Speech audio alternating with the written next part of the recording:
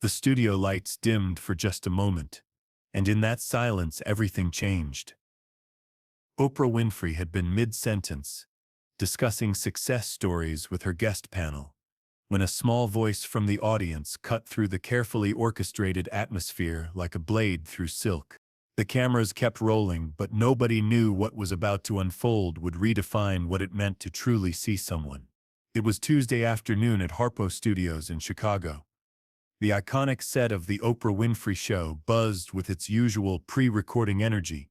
Golden lights cast warm shadows across the burgundy and cream color scheme that had become synonymous with afternoon television excellence. 300 audience members filled the tiered seating, their anticipation palpable as they waited for another episode of the show that had shaped American daytime television for over 2 decades. Behind the scenes, the machine of television production hummed with precision.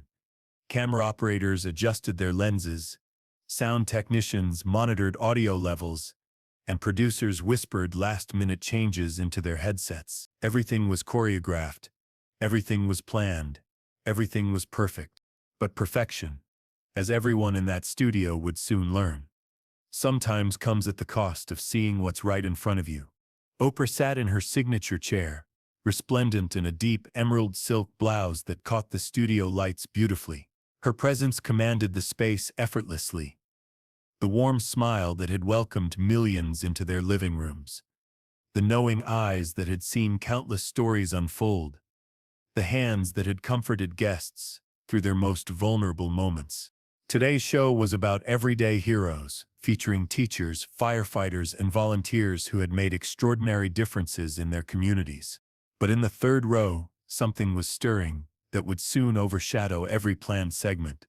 15-year-old Sofia Delgado sat clutching a crumpled piece of paper in her sweaty palms. Her dark hair was pulled back in a simple ponytail, and she wore her best dress, a navy blue one her mother had bought for her quinceañera last year. Her grandmother had driven her here from their small apartment on the south side, telling the producers she was there to support her friend who was being honored as a volunteer literacy teacher. It wasn't entirely a lie. Her abuela did volunteer at the community center. But Sofia had a different agenda entirely. For weeks, she had been planning this moment. Every night she watched her mother, Maria Delgado, leave their apartment at 10 p.m. sharp, dressed in her cleaning uniform, with her hair tied back and her shoulders squared with quiet dignity. Maria would return before dawn, exhausted but never complaining, always managing a smile for Sofia before sending her off to school. For 15 years, Maria had cleaned the offices and studios of Harpo Productions. For 15 years, she had arrived after everyone left and departed before anyone arrived. For 15 years, she had been invisible. The show progressed normally for the first 2 segments. Oprah interviewed Sarah Martinez, a teacher who had revolutionized literacy programs in underserved communities. The audience applauded warmly as Sarah shared her story of turning around a failing elementary school. Next came Captain Robert Chen, a firefighter who had developed innovative community safety programs. Each story was inspiring, each guest deserving of recognition. But during the third segment, as Oprah was transitioning to a commercial break, Sofia stood up.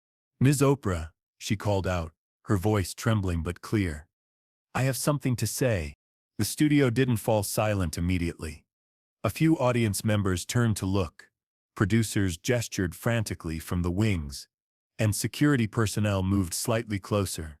But Oprah, with the instincts of someone who had spent decades reading people and moments, held up a hand to stop them. "What's your name, sweetheart?" Oprah asked, her voice carrying that distinctive blend of authority and warmth that had made her America's confidant. Sofia Delgado.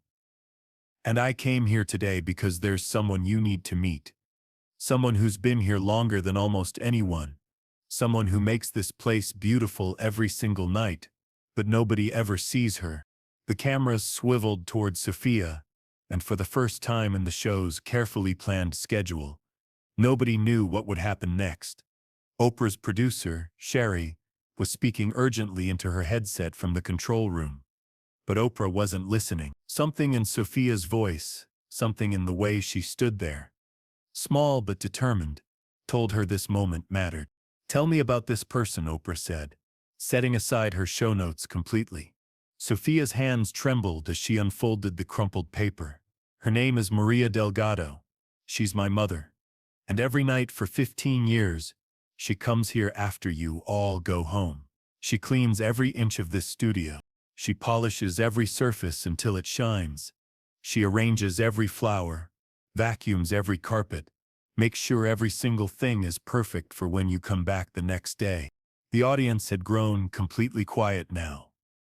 Even the production staff had stopped their usual bustling. Sofia's voice grew stronger as she continued. "She knows exactly how you like your dressing room arranged, Miss Oprah. She knows you prefer the white orchids on the left side of your desk because you mentioned it once to someone, and she happened to be cleaning nearby. She knows Mr. Peterson from Camera 2 likes his station spotless because he has allergies. She knows every single person's preferences because she pays attention to things nobody thinks she notices." Oprah's expression was changing. The professional smile had given way to something deeper, more complex. Her eyes were beginning to glisten. "Where is your mother now, Sofia?" "She's probably sleeping," Sofia said. "She worked until 4 a.m. last night, and she has to be back here at 10 p.m. tonight. She doesn't know I'm here. She would never want to bother anyone. She always says her job is to stay invisible, to make everything perfect without anyone noticing she was ever here." That's when Sofia's voice broke completely. "But she's not invisible to me. She's the most beautiful, hardest working person I know. She's put me through school working nights so she can be there when I get home. She's never missed a parent-teacher conference, never missed a soccer game, never complained about being tired. And every morning when she comes home, she asks me about my day and tells me stories about this place, about how much she loves taking care of it, how much she loves being part of something that makes people happy." The studio was now in complete silence. Several audience members were wiping their eyes. Oprah's guest panel, the everyday heroes who had been brought on to be celebrated, were watching with expressions of profound recognition. They knew what it meant to serve others without expecting recognition. Oprah stood up slowly, her movements deliberate and graceful. She walked down from the stage, past the cameras, past the producers who were frantically trying to figure out how to handle this deviation from the script. She walked directly to Sofia. "How old are you, sweetheart?" 15. "And you planned this? You came here today to tell me about your mother?" Sofia nodded, tears streaming down her face. "She deserves to be seen. She deserves to know that what she does matters. She deserves to know that someone notices how hard she works, how much love she puts into everything she touches." Oprah reached out and took Sofia's hands. "Do you know where she is right now? At home. She lives about 20 minutes from here." Without hesitation, Oprah turned to her producer. "Sherry, I need you to call Maria Delgado immediately. Get her here. Now." "Oprah, we're in the middle of a live taping. I don't care. Stop everything. This is more important than any show we've ever done." The next 30 minutes were unlike anything in television history. Instead of cutting to commercial or moving to the next segment, Oprah made an unprecedented decision. She sat with Sofia in the audience and waited. The cameras kept rolling as she asked Sofia about her mother, about their life, about the sacrifices Maria had made. Sofia told them about the times her mother came home with small gifts, flowers that were going to be thrown away from the set arrangements, books that had been left behind by guests, little treasures that Maria thought Sofia might enjoy. She told them about how her mother spoke about Oprah with genuine affection and respect, how she felt proud to be part of creating the space where so many important conversations happened. "She always says," Sofia continued, "that she may just be cleaning, but she's helping create the place where people tell their most important stories. She says every surface she cleans might be touched by someone sharing something that could change someone else's life." 25 minutes into this impromptu segment, a production assistant approached Oprah. "She's here," he whispered. "She's very confused and worried she's in trouble." Oprah's face lit up with something that transcended her television persona entirely.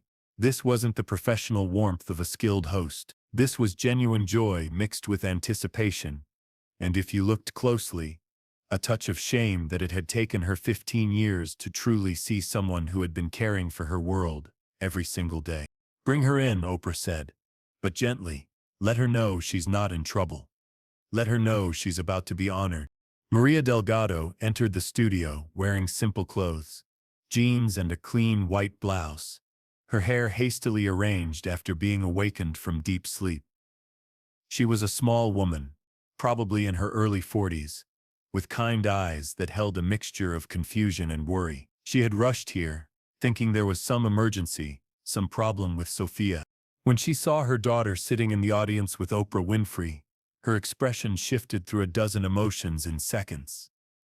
Confusion, recognition, embarrassment, fear. And then, as she processed the scene, something that looked like pride mixed with mortification. "Mrs. Delgado," Oprah said, rising to meet her. "Please, come sit with us." Maria approached hesitantly, her eyes darting between Sofia and Oprah. "I'm sorry," she said quietly, her accent soft but her English clear. "I don't understand. Is Sofia in trouble? Did something happen?" "No," Oprah said gently, guiding Maria to a chair that had been brought out specially. "Sofia isn't in trouble. In fact, she just did something extraordinarily brave. She told us about you." Maria's eyes widened in confusion, and unmistakably fear. This was her worst nightmare, being noticed, being seen, being called out from the shadows where she felt safe and useful. I don't understand," Maria repeated. "My job is to clean. I lean after everyone goes home. I try not to bother anyone." That's when Oprah did something that no script, no producer, no television training could have prepared anyone for. She dropped to her knees in front of Maria's chair, taking both of the cleaning woman's calloused hands in her own perfectly manicured ones. "Maria," she said, her voice thick with emotion, "for 15 years you have been taking care of me, taking care of this place, taking care of everyone who works here, and I never properly thanked you. I never even properly saw you, and that is my failure, not yours." The camera operators, without any direction, zoomed in on this moment. They understood instinctively that they were weeding something historic, not just for television but for humanity. "You know how I like my orchids arranged," Oprah continued. "You know that Robert from Camera Tone needs extra attention to his station because of his allergies. You know that the green room flowers need to be fresh every single day because guests who are nervous need beautiful things to look at. You notice everything because you care about everyone. You've been loving this place and everyone in it for 15 years, and I've been too busy, too self-absorbed, too focused on what was in front of the cameras to notice the angel working behind them." Maria was crying now, not from sadness, but from something deeper, from being seen, really seen, for the first time in her professional life. I just do my job," she whispered. "No," Oprah said firmly. "You don't just do your job, you do your job with love. There's a difference, and your daughter wants the world to know it." Oprah stood and turned to face the cameras directly. "Ladies and gentlemen, I want you to meet Maria Delgado. For 15 years, she has been making magic happen in this studio. Not the kind of magic you see on camera, but the kind that makes everything you do see possible. She has been the invisible foundation that holds this place together." The audience erupted in applause, but it wasn't the polite television applause they'd been giving all afternoon. This was something deeper, more spontaneous. These were 300 people, recognizing someone they understood. The person who works hard without recognition, who serves without expectation, who gives without asking for anything in return. But Oprah wasn't finished. "Maria, I want to ask you something, and I want you to be honest with me. In 15 years of working here, what has been your favorite part?" Maria wiped her eyes and thought for a moment. I love I love when I'm arranging the flowers in your dressing room, and I can hear you rehearsing. You practice the hard questions, the ones where you have to ask guests about difficult things. You practice making your voice gentle but strong. You care so much about getting it right, about making people feel safe while they tell their stories. That's when I know I'm part of something important. The studio was so quiet you could hear the air conditioning. Oprah's own eyes were now openly streaming with tears. Maria, would you do something for me? Of course. Would you come to work tomorrow morning instead of tomorrow night?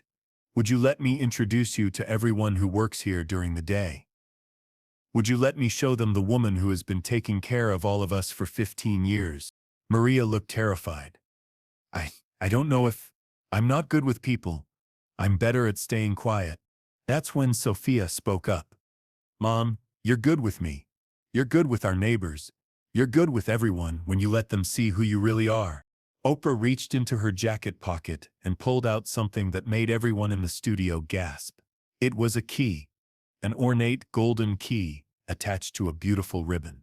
Maria, this is a key to this studio. I want you to have it. I want you to that this place belongs to you as much as it belongs to anyone. You've earned it with 15 years of love and care.